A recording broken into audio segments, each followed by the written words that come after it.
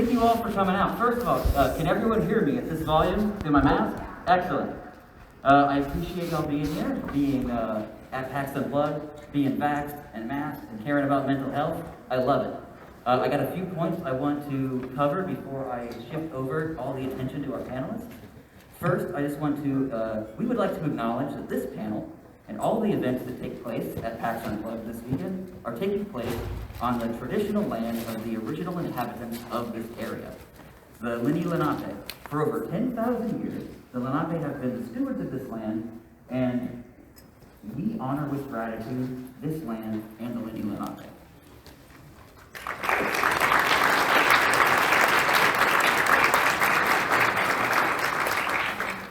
My name is Dr. Jared Kilmer. That's me in the bottom left. I'm going to be the moderator for this panel. I serve as the Director of Counseling Services for a nonprofit called Game to Grow.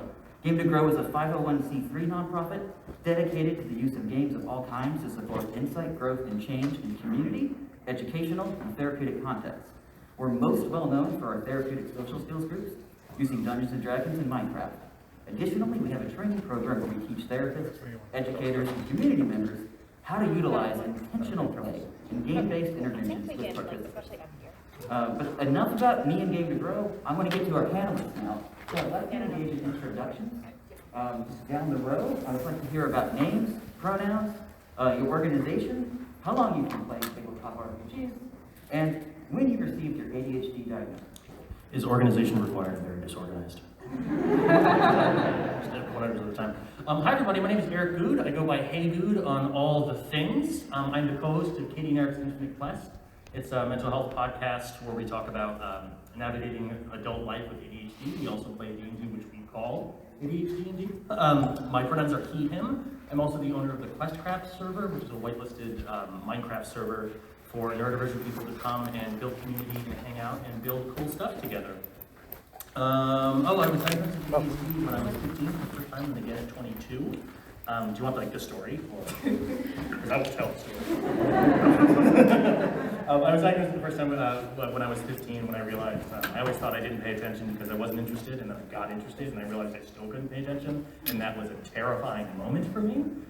So I was diagnosed at 15, and I've been playing tabletop RPGs for a year and a half, 2 years. My background is mainly in LARPing. I've been LARPing for 13 years, but I didn't start playing D&D until I met my lovely co-host here, my wonderful co-host. Anyways, I'm Eric. Thank you. I set the precedent for how long That's great. Hi everybody, I'm Kate Osborne, otherwise known as Katiesaurus on some of the social medias. My pronouns are she, her, and she, they. Haha, I changed it, I forgot. And I'm also a co-host of Katie and Eric's Infinite Quest. It'd be weird if I wasn't. I also do all the things that Eric just talked about. And I've been playing tabletop gaming stuff since I was in my late 20s, when my dad passed away and I got really into D&D. And I got diagnosed with ADHD, this is a true story, the day before my 30th birthday. So I got the call on my birthday, and they're like, hey, so we have some good news and some bad news. And I was like, all right, but yeah, that's me.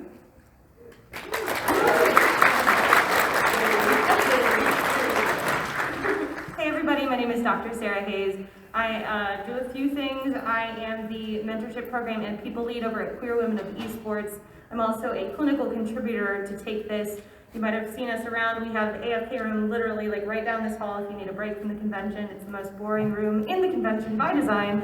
Otherwise, we do mental health advocacy and education in gaming spaces and the games industry.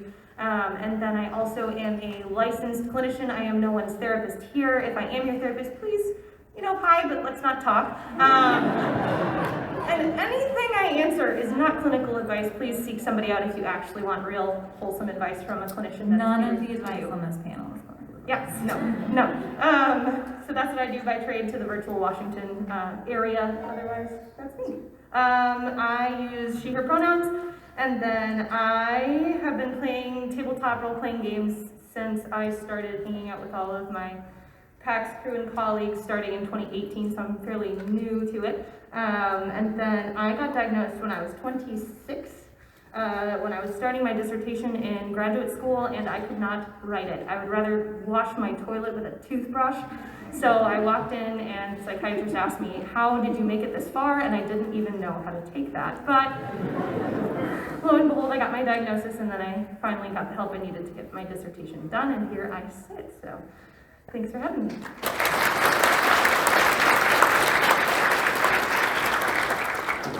Hi everybody, it is really good to see everybody's faces and be back in person. This is really exciting. My name is Dr. Elizabeth Kilmer. I am a clinical psychologist and I am the Director of Education and Training with Game to Grow and one of the developers of the Game to Grow method of therapeutically applied role-playing games.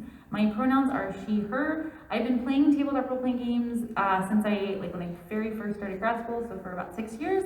And I was diagnosed with ADHD when I was 12, so I got it pretty early.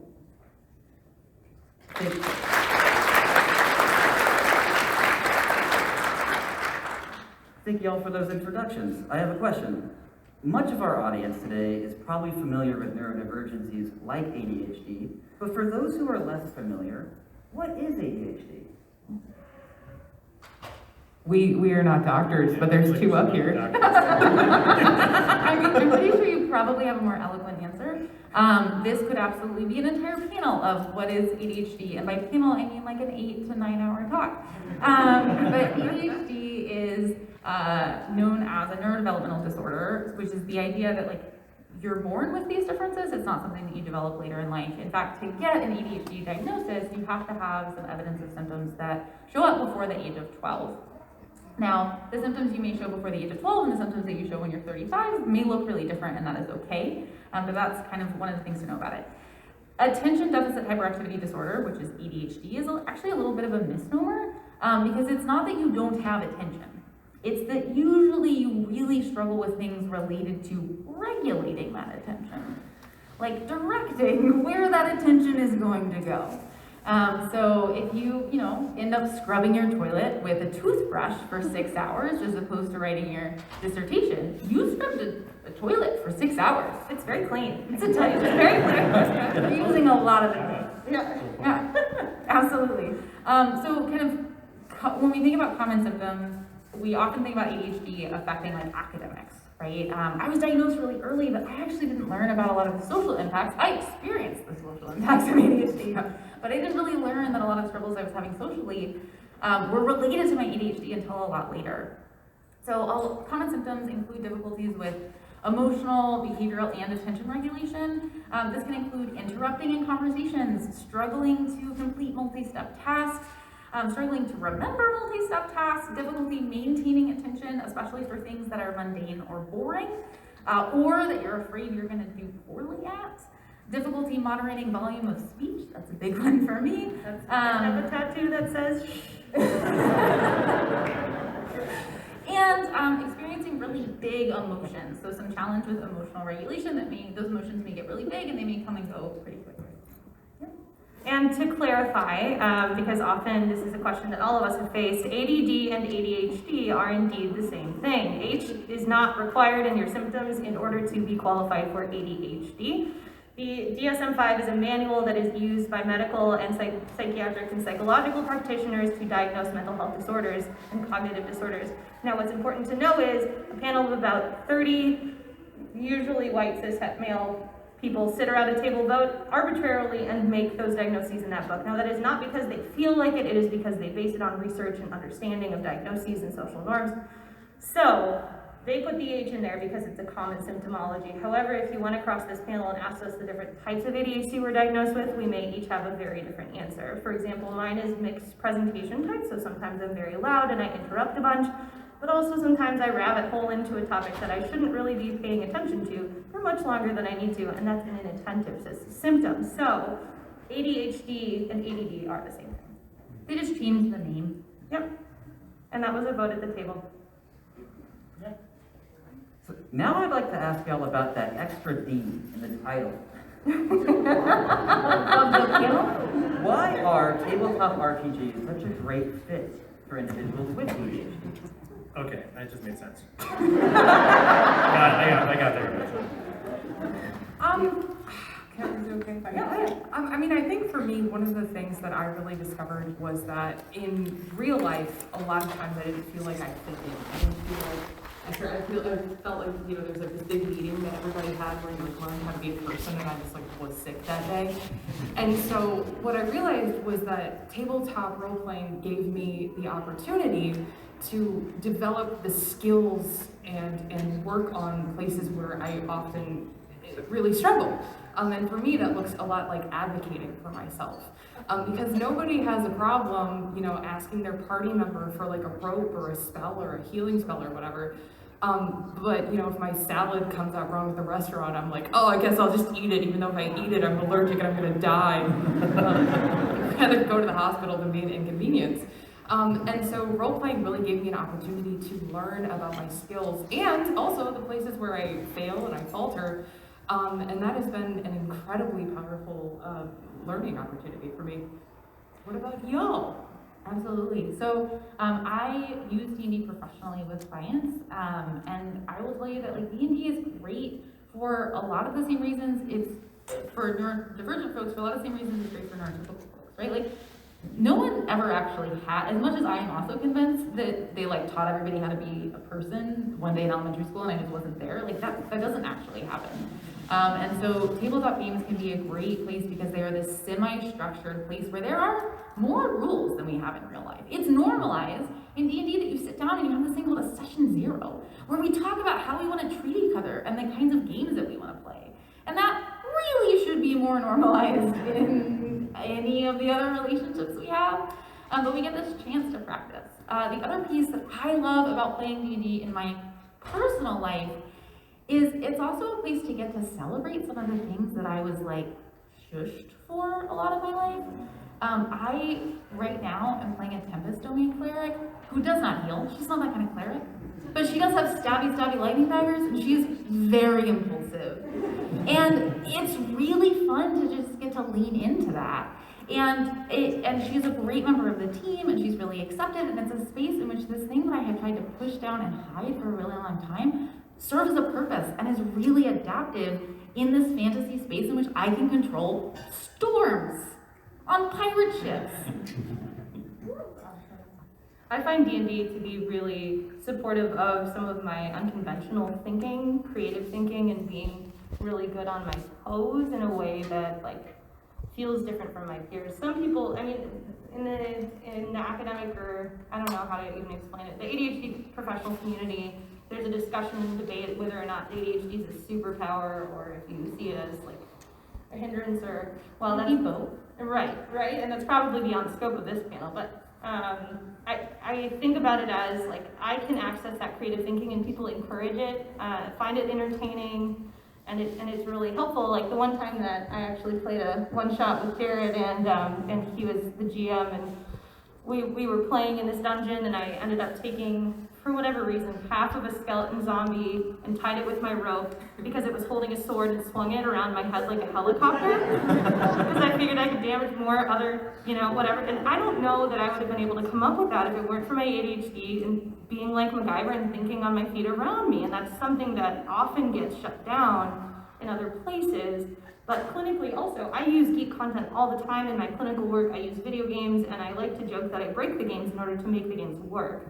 Because there's certain facets of games, especially D&D, that you can rip from the normal structure of life and make it something really special and normal in the game, where there's this play space that you can use that creative thinking and you can think differently and people encourage it.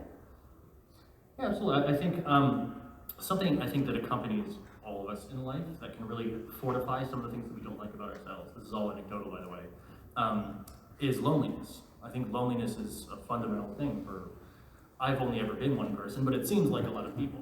And when you're neurodivergent, that can make it really hard to communicate in general, with language, with body language, via email. I'm terrible with emails. And so what D&D has really helped me with, and I suspect others, it has given us common language to interact with other people with. Because when you're out in the world, if I were to walk out on the street right now and try to strike up a conversation with a passerby, there's literally infinite things that we can talk about. And for an ADHD person, that's stimulating, which is great, but it blows my brain up. Where at the table, we have a common language together. We all have a common goal. We all have good intentions, and we're all willing to turn those good intentions into good results, into good outcomes. So for me, gaming tables have made me feel like I have a common language with other people, and I can be open and free with these people. And most importantly for me, I trust that what I am saying is what they're hearing. Because in my particular type of ADHD, I have predominantly hyperactive type ADHD. So there's predominantly inattentive, predominantly hyperactive, combined in the middle. I'm predominantly hyperactive. So I talk a lot, if you'll let me. And so, if you want, you don't have to let me.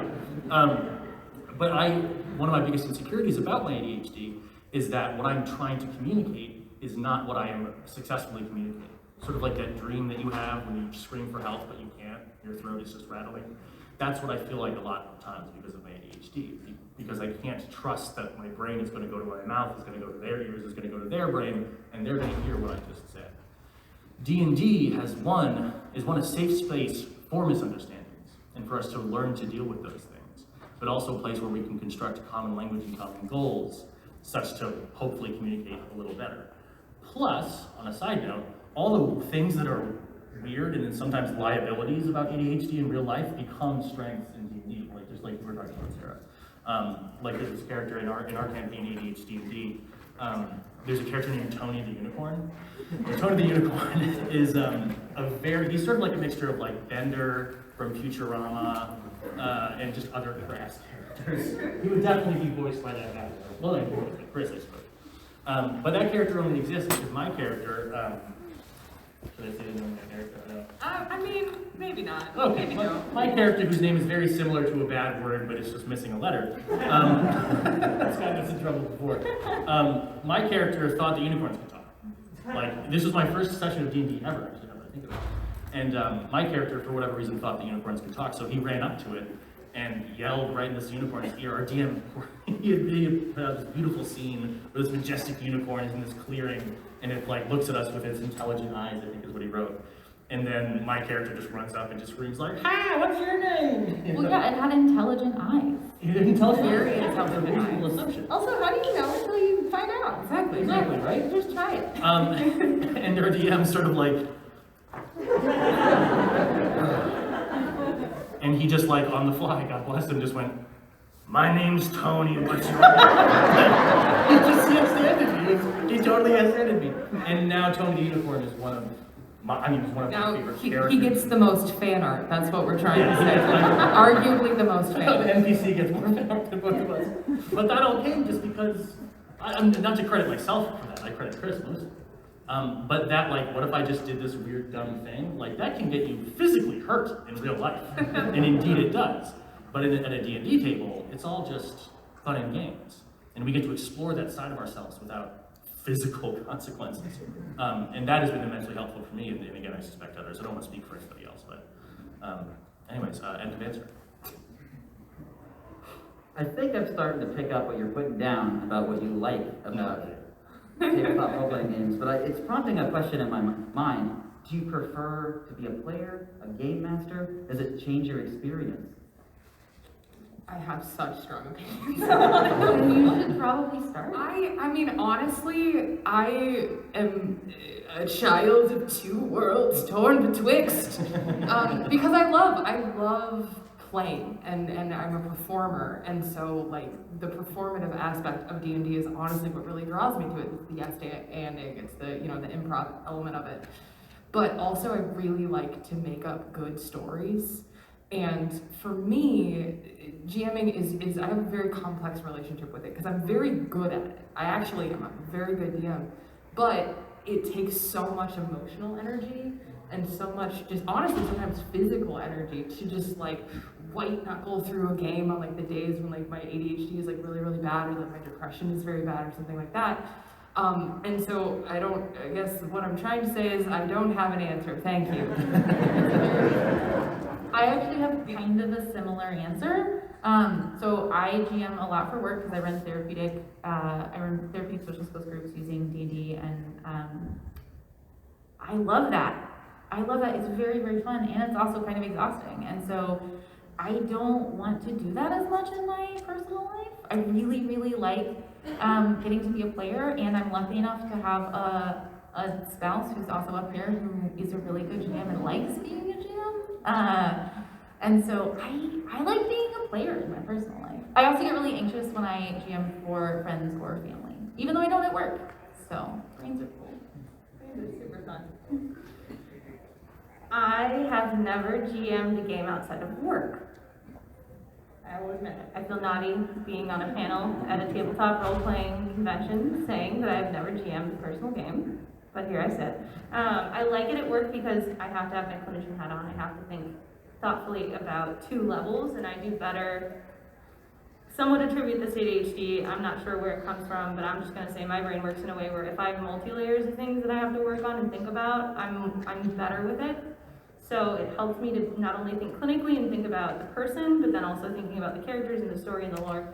But I really do enjoy being a player. I also have the great fortune of playing under one of my ongoing games that I started out playing with Elizabeth, and then, you know, life gets busy and things shift, and I've stuck with a campaign where my GM has autism and is an advocacy about disability and neurodivergency, and so she does a stream where we are players and she teaches how to GM, and so it's a different pace, it's a different speed, but I especially enjoy playing that game, especially when we have bad brain days, because we talk about it.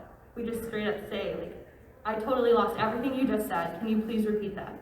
She turns and says, okay, GM, so this is how you kind of handle that, or this is how I like to typically handle that, and then we dive back into the game. So there's a lot of comfort and security, and even if I'm not playing in there, I like being a player because most of the people that I end up playing with know that I know I don't mean to jump ahead here, I apologize.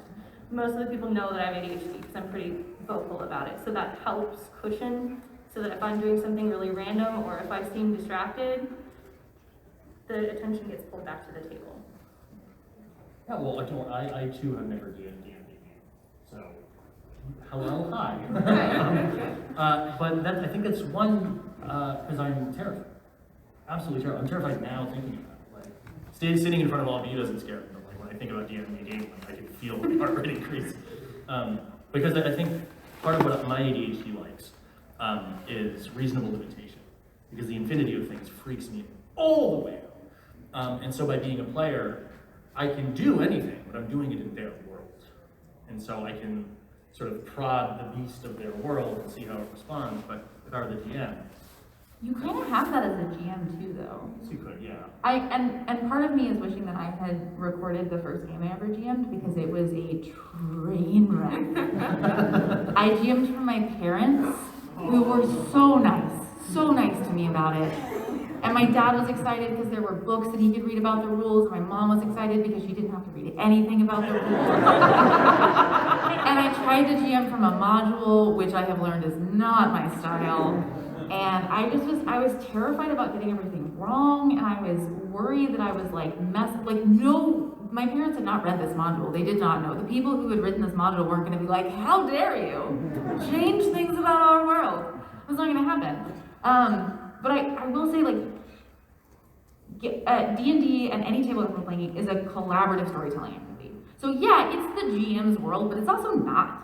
Like, it is the world that you co-create. Like, what happens with the unicorn, that unicorn did not exist in that way in that GM's world. Yeah. And you as a player influence that. And so, like, when you're GMing, you're also respecting the world that you've started to create with your players, and just deciding to like go off the handle in a way that no one is going to understand or be a part of is not gonna be a good thing for anyone. It's not gonna be respectful of the game that you're playing. So you still have those limitations. Yeah. You've just been lied to when people tell you that as the GM you have infinite power. I suppose I have, yeah. I mean, I think I worry, something that my ADHD has always apparently made me is seemingly entertaining.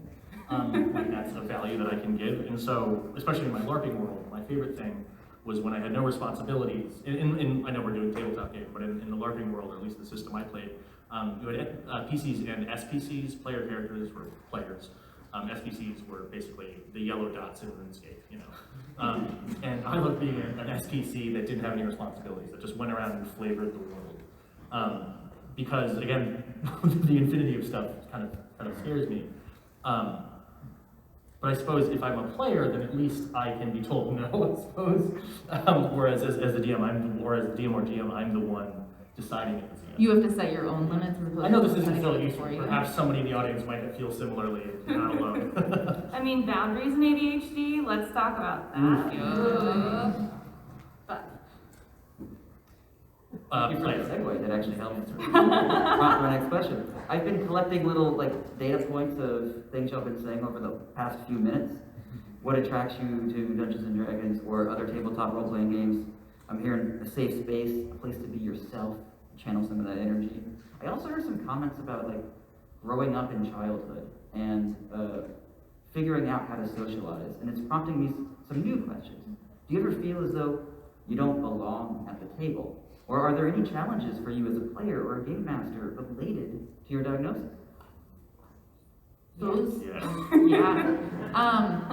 I currently don't ever really feel like I don't belong at a table, at least not because of my ADHD, which feels like a massive win in terms of imposter syndrome I've experienced before. So that's exciting. congratulations. Yeah. That's awesome. Yeah. So if you also are like, yeah, I feel like I belong and I feel like I'm not supposed to feel like I belong, no, you're allowed to just not have imposter syndrome today. That's okay. Yeah. For those who don't know what imposter syndrome is, it's where you feel like you don't belong even though you do, in a sense that for example, when I'm around my colleagues, I don't feel like I know enough or that I do enough cool things, even though I'm doing cool things and I know plenty of things and I've earned the degree. But it's hard because comparison is the thief of joy. And I often feel as a newer player like I don't belong at the table, but I know and recognize that's my own stuff that I'm putting on me. And remember that I wouldn't be asked to play at that table or I wouldn't be included at that table if I wasn't valued as a person. And so then that's kind of how I work my way through that. Yeah, I think my answer is absolutely the same. I spent a really long time at bad tables, honestly. And I spent a really long time afraid to advocate for my needs and say, no, we really do need to take a break every hour. There should be snacks. Legally, there should be snacks. And that was the thing that I really struggled with. And then, exactly what you were saying, Sarah, it took me really finding, I don't want to be cliche about it, but my place at the gaming table, to really look at those moments of oh my gosh, I'm putting this on myself, I am enough as I am, what I bring to the table as me, Kate, is awesome. And it might be disorganized, I might need to pace around your living room and I demand snacks, but, but that, I think, having that place has been very hard fought. And there have been a lot of times where I didn't advocate for myself and I didn't put myself in a position of protecting myself and being kind to myself because I thought, oh, I'm just gonna be annoying. Or I had imposter syndrome, oh, I'm the youngest player here, I'm the newest player here. And so that's something that I think about a lot in terms of D&D, is making sure that everybody knows that there is a place for you at the table and you are worth advocating for your needs. End of soapbox. No, I certainly, for the vast majority of my life, until I was mid-20s, I suppose, I did not feel that there was any place for me at any gaming table. I've been trying to get into D&D for years, since I knew what it was when I found out when I was 10 or whatever. But every time I found somebody who played and I asked them if I could play, they would say, yeah, here's a huge book, be at this place at this time with a pen and paper. And I would go, this sounds like the worst thing. I got so scared. But every time I would try to read the book. And reading is immensely hard for me to do with my ADHD. It always has been. I didn't realize that until a month ago. Oh my gosh, I struggle with reading. But I could never get through the book. I just couldn't do it. I would focus on how the pages make that little squeaky noise when you roll them together, and it smells like the Scholastic Book Fair, and it's great. And I could never, it felt like there were just two big doors going, it was like Howard. It's like, nope, not for you, not today, sorry. Howard, I'm a little too close to you. Your Howard is in my area. But I never feel like, I was like, oh, this must not be for me. This must just be fundamentally not for me. And that was the case until we met. But I think in a lot of ways, why I think tabletop gaming is amazing for humans in general, but especially neurodivergent, is that in a lot of ways it's a microcosm of the real world. And in realizing that, oh, if I find my group and I communicate with them and I advocate for myself and let them advocate, or let and encourage them to advocate for themselves. If I accommodate them, they accommodate me, I'm patient with them, they're patient with me. If we do all that, you can create, well, in this case, literal magic. I mean, it's amazing. It's the best feeling in the world, sitting at a table that accepts you where you feel comfortable. And in learning to do that, I learned, holy, what if I did that in my actual life? Wouldn't that be a thing? And I feel that D&D has helped me grow in that direction. So I suppose for a long time, no, I felt tabletop gaming was fundamentally not for people with ADHD, because we had to sit still and we had to read and we had to remember numbers and we had to remember to write things down. And like, even if I do write things down, it looks like I wrote it like with my toes. But I eventually learned through, and I want to emphasize the word learn, through like skills, learnable skills. Learn to advocate for myself, learn to communicate, like, hey, it takes me a while to figure out my turn in Boss Monster because I'll figure it out and then forget it and then figure it out again and then forget it and then on the third time maybe then I'll play. So yeah, for a long time I did not feel that there was any place for me. But through doing the very uncomfortable work of finding your group and advocating for yourself and being patient with yourself and others and self-forgiveness, I feel in a lot of ways I'm past that, I suppose. Not like I'm better than that, but I'm making my way through that journey. Not that we're ever finished with that journey. End of answer. I never know what to do. That actually prompts a follow-up question. In my experience, diagnoses are kind of a double-edged sword. They can be validating, help you find a shared language to communicate your experiences. They can also be stigmatized and mysterious or scary. Would you recommend telling your fellow players or your game master about your diagnosis? Yes, yeah, 100% though. Like that, I mean, that's just my opinion. But I think that advocating for yourself sometimes also comes with education. And I don't think that the onus should ever be on, you know, the neurodivergent person to prove their neurodivergency or like earn accessibility or accommodations or anything like that. But kind of, you know, like what we were talking about before the panel started, ADHD looks different on everybody. And I think that sometimes very well-meaning people who are seeking to be as kind and inclusive as possible, can inadvertently say, oh, I had a player with ADHD once, therefore I know what your needs are. But, you know, I think addressing that and saying, like, I have ADHD, but this is what it looks like on me. And I struggle more with inattentiveness. I struggle more with, like, emotional regulation and rejection-sensitive dysphoria and imposter syndrome. And so I'm not going to be as, you know, running around or hyperactive, but I'm going to sit there and brood, you know. And so for me, I think letting people know that neurodivergency is so broad and so vast and it looks so different, I think it can go a really long way to just supporting the community as a whole. But I also realize that there's a lot of arguments against that too, so. I want to mostly just yes and what you said. There are absolutely going to be times in which you are not going to feel comfortable, you are not going to want to get into the conversation about what ADHD is and how it's not the same as autism or depression or whatever.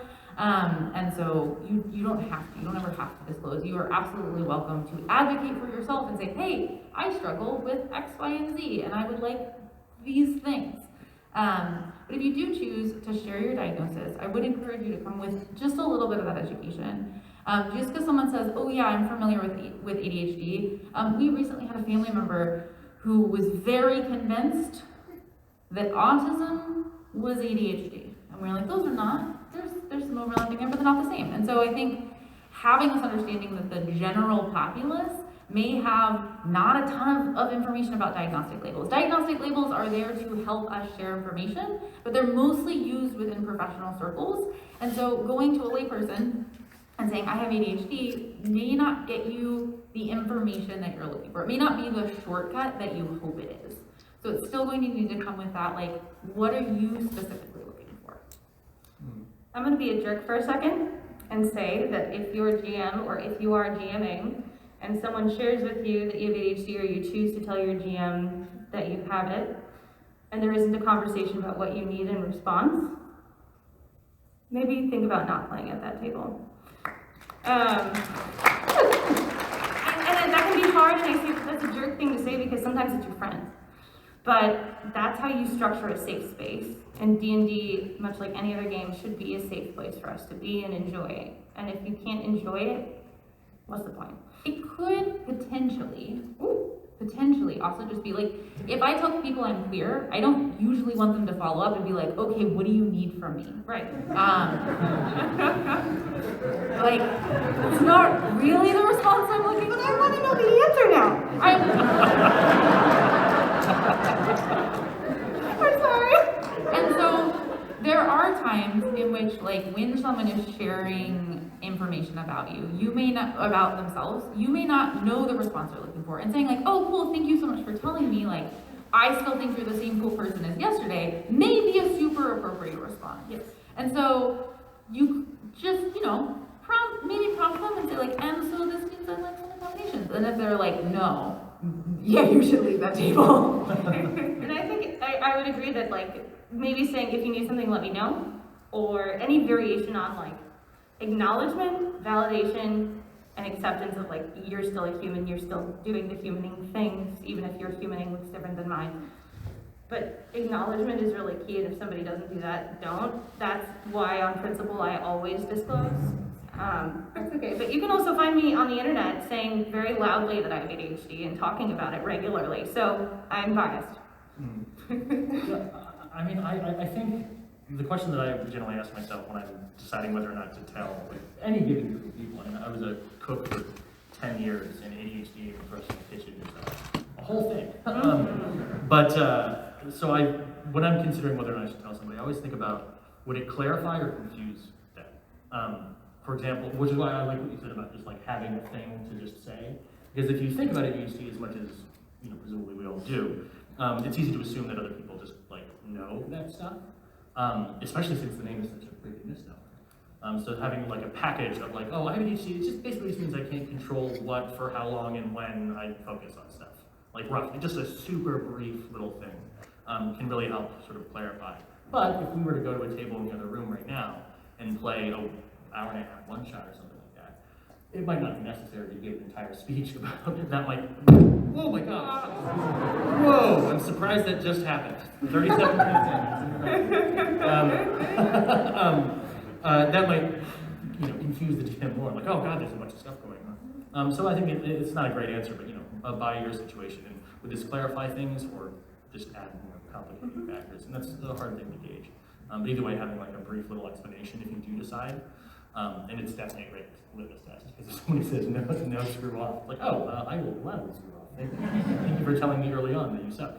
Now, I will add the hangnail or the asterisk of if you are playing in a work setting where you are not out about your disability status or your diagnosis, your medical information is yours and yours alone, and so that is not something you have to share with anybody if you don't want to. But you could just say like, hey, it helps me to look down at the table if I am struggling with focus. And that's a great way of saying like, here's this thing that I'm dealing with without being like, I have ADHD, so here's the things you need to look out for. You can just be like, sometimes I look down at the table, but it doesn't mean I'm not having fun. Yeah, I really like that. Yeah, not having to give the entire thing, but like I'm a fidgeter, and so I often offend people because they think I'm not paying attention when I'm fidgeting. I'm not fidgeting because I'm not paying attention. I'm fidgeting so that I can. Right. So yeah, I just really agree with that. Saying that the package is, So these are pretty practical communication tips around being at the table. I'm also curious about other strategies that might support you and your other players' experiences, whether that means to stay present and focused around the table, or to set boundaries or ask for accommodations. Snacks. Thank you. That's a callback. That's what we call that in the biz. I think I don't want to challenge your question, but I think that at the end of the day, at least for me, like fundamentally, any accommodations, any accessibility needs, anything, like it fundamentally comes down to good communication. And I think it comes down to communication both, giving and receiving. And I think the ability to vulnerably ask and say, these are my needs, whether it be snacks or, breaks, or, hey, I'm gonna knit this entire time and I'm paying attention and whatever, like I think that's a really powerful gift that we can give each other at the table. Because people are not mind readers, right? This is something that we actually do a panel very similar to this a lot. And one thing that we always really stress is people aren't mind readers. And so asking them and saying, hey, this is what I need, this is how you can support me, you are giving them a gift. You are giving them the gift of being able to take care of you more and support you more and like offer you welcome and inclusion at their table. And I think that is so powerful. And I think that's why I love gaming so much, honestly, is because it's this space where we come together as a group, whether we know each other prior or not, and we say, hey, we all have a common goal. Like we all have this thing that we want to do together. So let's do it with kindness and compassion and grace for each other. And I just think that's weirdly profound when you're talking about fighting dragons. Kate usually does like the cool, interesting, well-written flowers. I do. I give the Shakespeare speeches and then Eric goes, snacks. So I just took that from him today, just to be a jerk. But if we might as well go in tandem. Right off the bat, something that helped me a lot is if you're a DM or if you're just playing a game with people and you have people, well, this is just a good thing for anybody to do, but it's particularly important if you have dealing with neurodivergent people. I will stop qualifying in that way when I did. I will always make that qualify. It's to have many different levels of explanation. Some people learn really well from being handed a sheet that has the thing on it, and they read the sheet and then they understand it, and that's awesome. Some people understand it just by starting to play, and then as situations come up, they learn how to deal with those situations. And anywhere in the middle. So having sort of things locked and loaded, ready to go to explain something in a very deep, explained way, perhaps something written out, but also just a bullet point. For me, I just want a bullet point, and then let's start, and we'll go from there. And until you and Chris just said, just sit down and we'll tell you which dice to roll, I wasn't playing ADHD until you did that for me. So I think that's very helpful. It's just acknowledging that people learn in different ways, and not just having one way of explaining whatever it is you need to explain, but having multiple things so that you can adapt to people's different learning styles is very important. I will not, with a couple of like very special exceptions, I won't play games that are longer than 2 hours typically. After that like hour and a half, 2 hour mark, I'm not going to be able to maintain focus. If it's like, oh, we're getting together for all weekend to play games, yeah, I'm going to play longer, but we are going to take some substantial breaks. The other thing I've discovered over the last couple of years is if we're playing games online and I can't see your face, I'm going to struggle to engage and I'm going to struggle to understand whether or not I have talked for too long. Amen.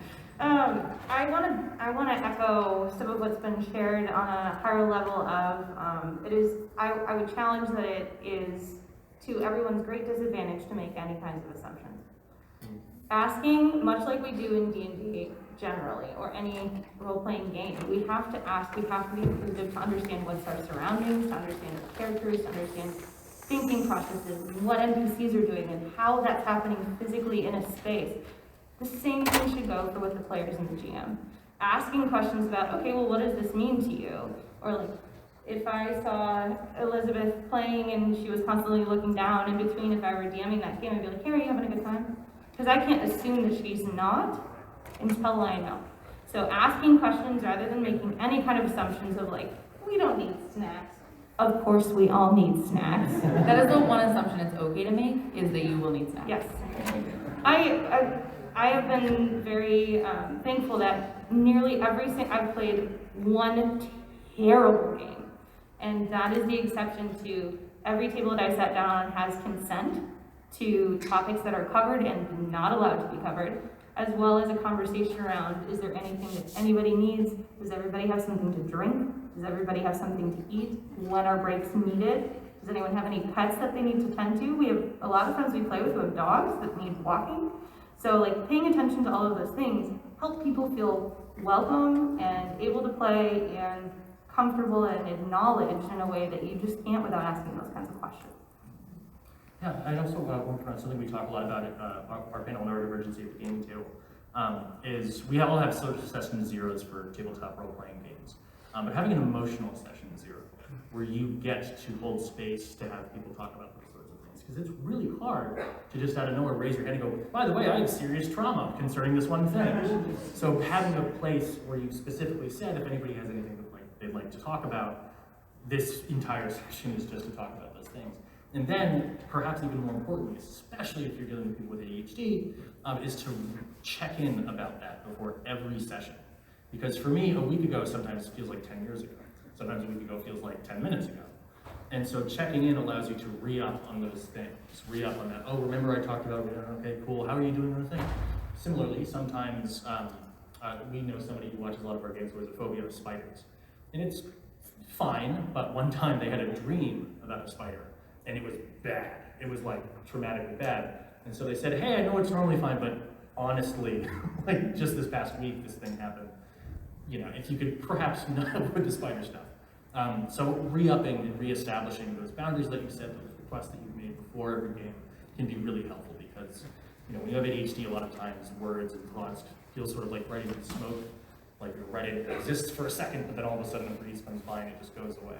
So continually rewriting those things, well, sometimes literally, but reaffirming those things before a session can be immensely, immensely helpful. I am making the assumption that I might need to move us forward. Panelists, any last thoughts before I pivot to the next topic? Shoes are just portable floors.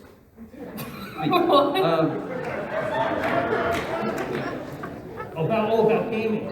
Sorry, no. Okay, so this audience has been stellar. Y'all have been super engaged, and I want to honor that with a little treat. I want to ask our panelists if they could come up with one final piece of advice to share with you before our time runs out, as well as if anyone has questions that they would like to line up for a Q&A portion. Now is the time. We're going to give our final piece of advice while the line is forward. I think that might. Right there. Yeah. And this will just be a reminder, if I can interrupt for just 2 seconds. Remember, we're not going to be able to tell you if you have ADHD or ADD, and we're not going to be able to tell you if something is like symptomatic or like, my answer is always going to be, why don't you go to somebody and get that checked out? So none of those, that's what's in free. Sarah, you have everyone's attention. What's your final piece of advice? I think my final piece of advice is don't be afraid. Something Elizabeth said to me on my way up the stage when my shoes were very loud on the ramp. Don't be afraid to take up space. You belong at that table. You belong to be yourself. It is your place to have fun and engage with other people in a respectful way, so don't be afraid to take up that space that you deserve as a human being.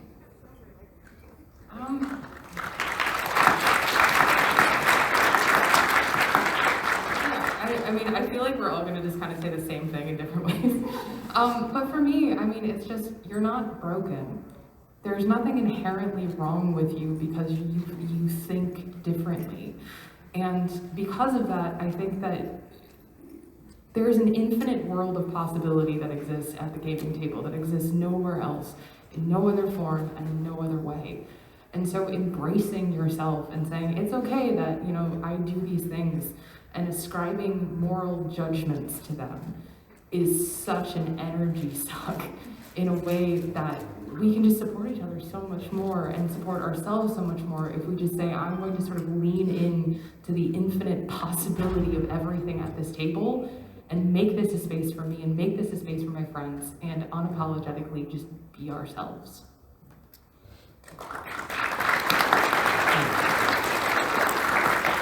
If we take a minute for you to find a group that's the right group. I love getting to play a really impulsive character right now, and she would not be a great fit for all the groups I've played in, and I have played in some phenomenal groups. So have conversations, and it's okay if the character you want to play doesn't fit in every single group. Find the group that's going to be fit for you. I would say,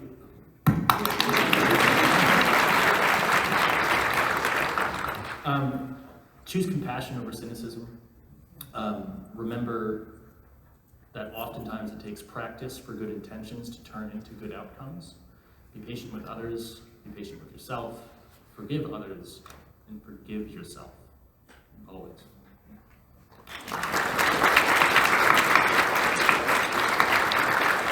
Okay, so for clarity, we have about 7 minutes max before we get in a lot of trouble for being in this space. If we run out of time for questions, we will be in the hallway to respond to them. I'm going to shift over to how to find people, and I would like to start by letting the questions go. Hi, my name's Noam. I just got diagnosed with ADHD really recently.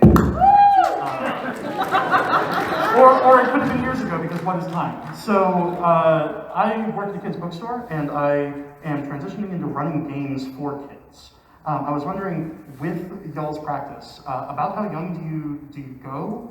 And is there any advice that you have specifically for running games for kids in this way that can build agency and also possibly tell them something about themselves? I am leaning forward because I'm so excited to answer this question. Check out Critical Core by Game to Grow. It is a kit specifically designed for what you want to do. We also offer trainings.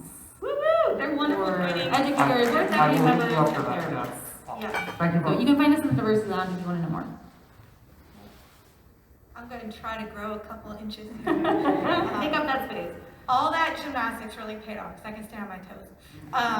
So what would be some really good kind of practical advices for like processing from being into trying to listen to a story? I bet I've got some great DMs who are really good at talking and telling the story that wraps you in, and they're like, and what are you gonna do? And I'm like, I don't know. And what are you gonna roll? I don't know.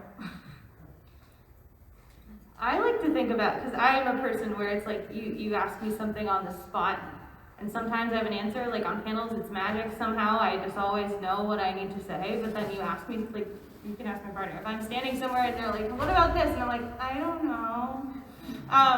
I like to write down, if I'm in that kind of a brain space, what the things are that they're describing in a very plain way. So like, say that you're describing this beautiful scene with this fantastic, intelligently eyed unicorn. I'm gonna write unicorn, like what the general landscape is, so if it's hilly or whatever, and then it's like, okay, what do I need to know about my environment? What do I need to know? So then you can plug and play that formula everywhere you need to go.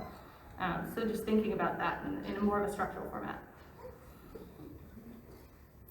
Hi everyone, thanks so much. This has been great so far. I just have a question about DMing with ADHD, and specifically a homebrew, the amount of planning that goes into that, the amount of consideration you have to take in, and how to sort of structure that, and beyond just the typical coping strategies that we learn, and some that work for us and some that don't with ADHD. Is there anything specific to D&D and tabletop games that you found to be helpful as a DM in structuring your campaign? I create like tables for myself and like general outlines, but I do not create anything resembling an actual story or a module before I start playing. Mm-hmm. And that helps me build with my players. I have a general sense of the world. I'm really bad at names, so I have like a table of names in case I need them and those pieces. But I plan very little for all of my games, and that works best for me. Yeah, that's like the perfect answer.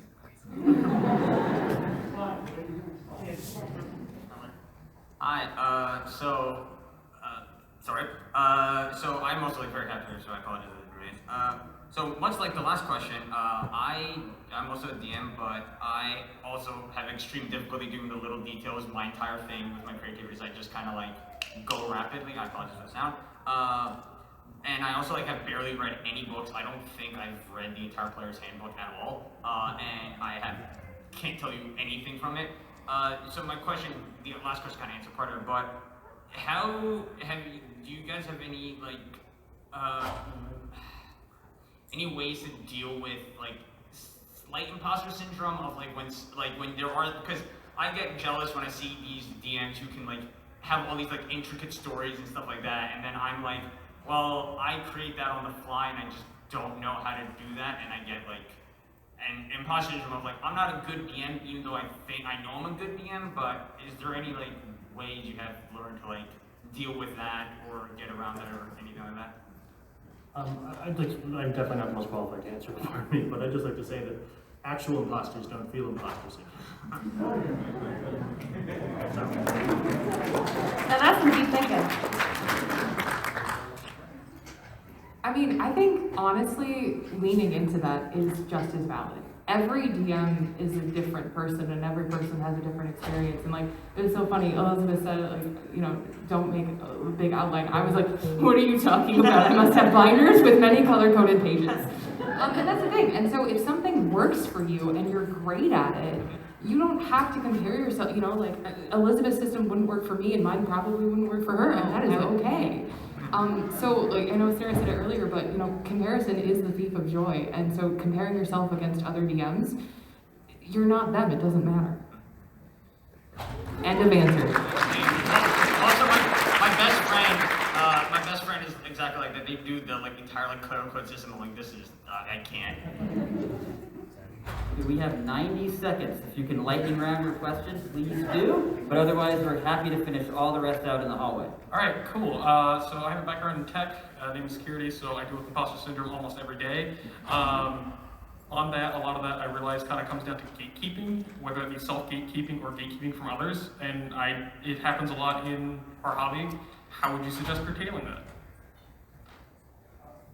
I would suggest, one of the most powerful things anybody ever said to me was, never underestimate the power of doing things poorly. A lot of the ADHD experience seems to be waiting until we're gonna get it right. You're not, you're just not. So something that helps me get past moments like that is just deliberately deciding to do something poorly. Like, I'm gonna do it, but I'm gonna do a terrible job, so that all of the mistakes that you make along the way, and there will be them, we're like, well, I decided to do it poorly, fine. And that can help, that helps me get past those things. Thank you. Thank you, everybody, for your questions. We have run out of time, but we would be all happy to talk to you out in the hallway now. If you enjoyed this panel, please let Pax know when they send you the survey at the end. And thank you for coming. Enjoy the rest of your